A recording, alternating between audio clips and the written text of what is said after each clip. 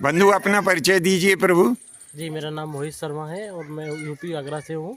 अच्छा, यूपी आगरा से आए हैं? हम आगरा से हैं। जी, तो देखिए आगरा उत्तर प्रदेश से ये बंधु यहाँ पधारे हैं माता रानी के दर्शन करने के लिए। भगवान जी अपना। मैं राहुल तिवारी हूँ। जी, जिला इटावा, उत्तर प्रदेश। उत्तर प्रदेश से। जी भगवान जी। मैं अमित कटारा, जी यूपी, जी। आगरा से। अच्छा, आप भी आगरा से हैं। तो देखिए ये जो सभी दर्शकगण यहाँ पर पधारे हैं, ये लगभग सभी उत्तर प्रदेश और आगरा के आसपास से यहाँ पर आए हुए हैं। यह जो दूसरा सिद्ध समाधि स्थल है, ये महंत श्री नर्मदा भारती का है। इनका महाप्रयाण जो हुआ वो आश्विन शुक्ल अष्टमी संवत 2068, अंग्रेजी दिनांक 4/10/2011। ये यहाँ पर एक विशाल जलाधारी भी है और उसी के ऊपर एक छोटी जलाधारी के ऊपर नाग की प्रतिमा के साथ ही भगवान शंकर जी की भी प्रतिमा है। यह समाधि स्थल महंत श्री संध्यापुरी जी महाराज का है, जो जूना अखाड़ा वाराणसी से थे। सन 18/12/1972 में इन्होंने यहाँ पर तपस्या करते हुए और ईश्वर से साक्षात्कार किया है। ये यहाँ पर गणेश मंदिर है। इसी गुफा में घंटा लगा हुआ है। हम भी नियमानुसार घंटा बजा देते हैं। ये भगवान गणपति जी रिद्धि सिद्धि लाभ और शुभ के साथ में विराजमान है। यह अति प्राचीन प्रतिमाएं हैं। नंदीश्वर है ये। बंधुओं, यदि आप हमारे चैनल पर किसी प्रकार का विज्ञापन देना चाहते हैं तो इस वीडियो के नीचे जो कमेंट्स बॉक्स है उसमें अपना संपर्क सूत्र लिख कर के और हमें प्रेषित कर दें। यदि उचित समझा जाएगा तो आपके द्वारा भेजा गया विज्ञापन अवश्य ही हमारे द्वारा सम्मिलित कर लिया जाएगा। माता रानी के दर्शन करने के लिए भारतवर्ष के प्रत्येक कोने कोने से दर्शनार्थी बंधु आते हैं।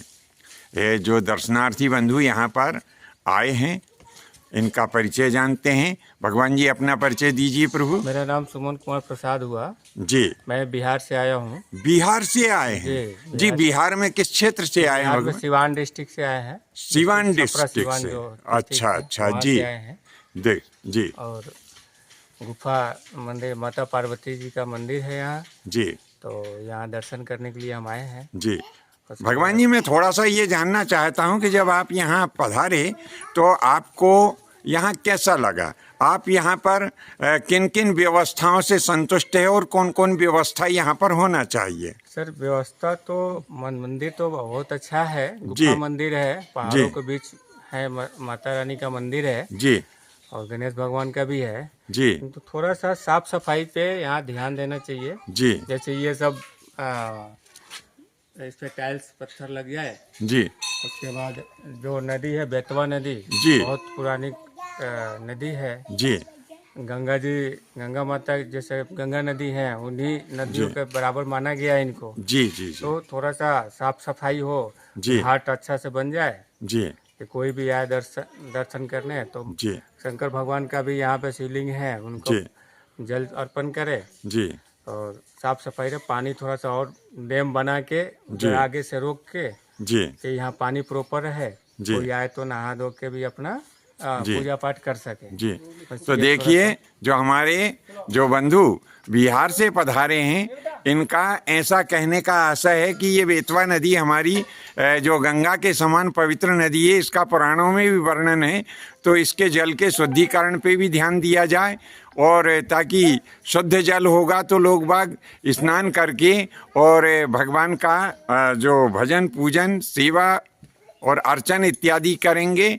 और यहाँ पर जो साफ सफाई है वो साफ सफाई के ऊपर भी विशेष ध्यान दिया जाना चाहिए। बंधु अपना भी परिचय दीजिए प्रभु। मेरा नाम जितेंद्र पवार है। जी। बैतूल जिले से रहने वाला हूँ। जी जी। बैतूल जिले से रहने वाला हूँ। बैतूल से। जी जी। तो भगवान जी यहाँ जो आप पधारे तो कैसा लगा आपको? वैसे तो बहुत बढ़िया लगा जी। लेकिन कुछ कुछ कमियां हैं जी। जो पूरी होनी चाहिए। जी जी। कौन कौन सी कमी है भगवान? सबसे पहले तो सर ने बताया जी। जैसे इस नदी पे घाट रहना चाहिए एक, घाट होना चाहिए। जी हाँ। जिसमें से कोई भी जैसे दर्शन करने के लिए आते हैं तो नहा धो के, जी थोड़ा सा जोर से बोल नहा दीजिए। धो के जी। अपना पूजा पाठ कर ले। जी और इधर थोड़ी सी साफ सफाई होना चाहिए। जी जी। तो देखिए बंधुओं, जिन्होंने अभी तक हमारा चैनल लाइक और सब्सक्राइब नहीं किया हो, कृपया YouTube पर उपलब्ध गुरु अशोक तिवारी चैनल जो है उसको लाइक करें, सब्सक्राइब करें, ताकि आपको ऐसे और दूसरे ज्ञानवर्धक वीडियो प्राप्त होते रहें। इसी श्रृंखला में जो हमारे और दर्शक बंधु हैं उनसे जानकारी लेते हैं। भगवान जी आप यहाँ पधारे, आपको कैसा लगा ये स्थान, और यहाँ पर कौन कौन सी व्यवस्था आपको अच्छी लगी और कौन कौन सी व्यवस्थाएं होना चाहिए? यहाँ एक दर्शन के लिए जी। माता रानी का जो मंदिर है जी ये बहुत बड़ा सौभाग्य की बात है। जी। और रही बात, हम ये कहना चाहते हैं कि जितने यहाँ मंदिर के संस्थापक या जो भी इस कमेटी के मेंबर हैं जी बेहतर रूप से अभी तक तो इसको देख रहे हैं कि लाए हैं, अच्छा लग रहा है, लेकिन हम ये कहेंगे कि यहाँ के जो भी जनप्रतिनिधि हैं, जी जो भी सांसद हैं, या जो भी विधायक हैं, या जी। जो भी नगर पार्षद जी हैं, उनको इस पे ध्यान देना चाहिए। पर्यटक रूप से यहाँ और भी डेवलप करना चाहिए, जहाँ से लोग आए दर्शन करें। इससे जी। भी यहाँ के लोगों का रोजी रोटी मिलेगा, जी, यहाँ जी। विकास होगा। जी। इस पे फोकस करना चाहिए। जनप्रतिनिधियों के यहाँ सांसद को भी इस पे नजर रखना चाहिए कि इस मंदिर को और बेहतर ढंग से यहाँ जी। डेवलप करके जी। यहाँ पर्यटक के रूप में स्थापित करे और जी। लोगों को आने जाने में कोई दिक्कत ना हो, सुविधा रखे। पानी घाट जो भी चीज है जी। इसको बेहतर रूप से देखे। ये भी आने वाले दिन में, ये तो लग रहा है बहुत पुराना, हम पता नहीं, हम लोग सिवान जिला बिहार से हैं। जी जी। लेकिन अच्छा लगा। भगवान जी मैं आपकी सुविधा के लिए बता दूं कि पुराणों में वर्णन आता है कि माता पार्वती ने शंकर जी को प्राप्त करने के लिए और जो तपस्या की थी, तो वहाँ पर उन्होंने रेत का शिवलिंग बनाया था। आप जब गुफा में अंदर दर्शन करने के लिए गए होंगे तो इस शिवलिंग में चिकनाई नहीं है। ये वही शिवलिंग है जहाँ माता पार्वती जी ने अपने हाथों से इसको स्थापित किया। अति प्राचीन शिवलिंग है और यहीं पर माता पार्वती ने तपस्या की थी। जी जी बिल्कुल, अच्छा बात है। जानकारी देने के लिए हम लोग को जी। यही कहेंगे कि यहाँ के जो भी हैं जनप्रतिनिधि, जी। सांसद, विधायक, इन पे और इनको भव्य रूप से व्यवस्था करके यहाँ जी। पर्यटक के रूप में स्थापित करें जी। और इनको इस मध्य प्रदेश राज्य के पर्यटक के रूप में इसको दर्ज भी कर लेना चाहिए। जी बेहतर होगा। जी। हम आग्रह करेंगे जी। इस मोहन राय सरकार से कि इसको इस पे ध्यान दे और इस मंदिर को भी भव्य रूप से जी। प्रस्तुत करे जनता के बीच, कि लोग और आए और यहाँ दर्शन करें जी। और अपनी मनोकामना को पूरा करें। जी। तो देखिए बंधुओं, हमारे ये दर्शक बंधु अपना शुभ नाम बताइए। मेरा नाम भगवान डॉक्टर सुगेन कुमार हुआ जी। जी, हम बिहार से सिवान जिला। बिहार सिवान जिले से हैं। सुधीर कुमार जी का कहने का आशय ऐसा है कि जिस प्रकार से कि हमारे भोजेश्वर शिवालय का जो मतलब प्रसिद्धि शासन के प्रयासों से किया गया, उसी प्रकार से यह अति प्राचीन जो पार्वती गुफा कीरत नगर ग्राम में है, इस स्थान का भी जो है शासन की तरफ से जो है प्रसिद्धि का प्रयास किया जाना चाहिए। अति प्राचीन गुफा है और यहाँ पर जो पर्यटक आते हैं तो उनके जो है बैठने के लिए और वाहन इत्यादि खड़ा करने के लिए जो समुचित व्यवस्था नहीं है, उसके ऊपर भी शासन को ध्यान देना चाहिए। और ऐसी व्यवस्था हो कि जो पर्यटक भोपाल आए तो भोपाल से ही उन्हें इस गुफा मंदिर का संकेत प्राप्त हो जाए कि कीरत नगर ग्राम में कोई दिव्य गुफा मंदिर है। जी भगवान, सादर जय माता जी की। भगवान जी अपना भी परिचय दीजिए, अपना शुभ नाम बताइए भगवान। बालकृष्ण यादव। बालकृष्ण जी यादव, कहाँ से पधारे हैं आप? मैं यहाँ से पाला है कोधार, अच्छा साई कॉलोनी, अच्छा, भोपाल से आए हैं। भोपाल से। तो भगवान जी यहाँ जब आप आते हैं तो आपको कैसा लगता है? बहुत अच्छा लगता है यहाँ कहाँ है। बड़ी शांति प्राप्त होती है। शांति प्राप्त। भगवान जी, ये नदी का इधर जो है बेतवा नदी, इस बेतवा नदी के बारे में आप क्या कहना चाहेंगे? बेतवा नदी ऐसा है जी। ये जगत माता है। बेतवा नदी क्या, जय बेतवा नदी है ना जी। मैं मतलब उसमें हमीरपुर जिले में जमुना में मिली है, गंगा जी में मिली है जी। जय त्रिकादशी है, इसमें 100 नदी समाई हुई, इसके बढ़कर कोई नदी नहीं है जी। जय त्रिकादशी, जय बीजा सिंह मैया है हमारी जी। कुल देवी है हमारी जी। जय बेतवा जी। हाँ। तो आपका कहने का आशय ऐसा है कि इसके जल के शुद्धिकरण के ऊपर शासन को ध्यान देना चाहिए। बिल्कुल देने चाहिए। जी। देखिए, आज जो दर्शक बंधु हमें अधिकांशता मिले हैं, इनका सबका कहने का आशय ऐसा है कि बेतवा नदी के जल का शुद्धिकरण किया जाना बड़ा ही आवश्यक है। सबसे बड़ा नदी यही है, इससे बढ़कर नदी कोई भी नहीं है। बंधु, आप चाहें तो सुपर थैंक्स में जाकर के और हमारे चैनल की आर्थिक मदद भी कर सकते हैं। ये यहाँ पर भगवान शिव जी का शिवलिंग है और ये जलाधारी है, बड़ी विशाल जलाधारी है। और इधर गणपति जी विराजमान हैं और इस तरफ ये अनंत बलवंत हनुमंत लाल जी विराजमान हैं। यानी गणपति जी भी हैं और हनुमान जी भी हैं, भगवान शंकर और माता पार्वती जी की सेवा में। अब हम माता रानी के उन दिव्य श्री चरण कमल का सर्वप्रथम दर्शन करते हैं।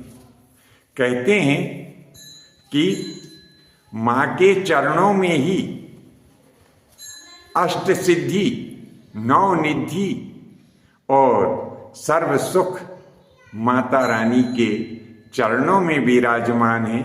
तो बंधुओं, सर्वप्रथम आप मेरे साथ में जगत जननी माता पार्वती जी के श्री चरण कमलों का दर्शन करें।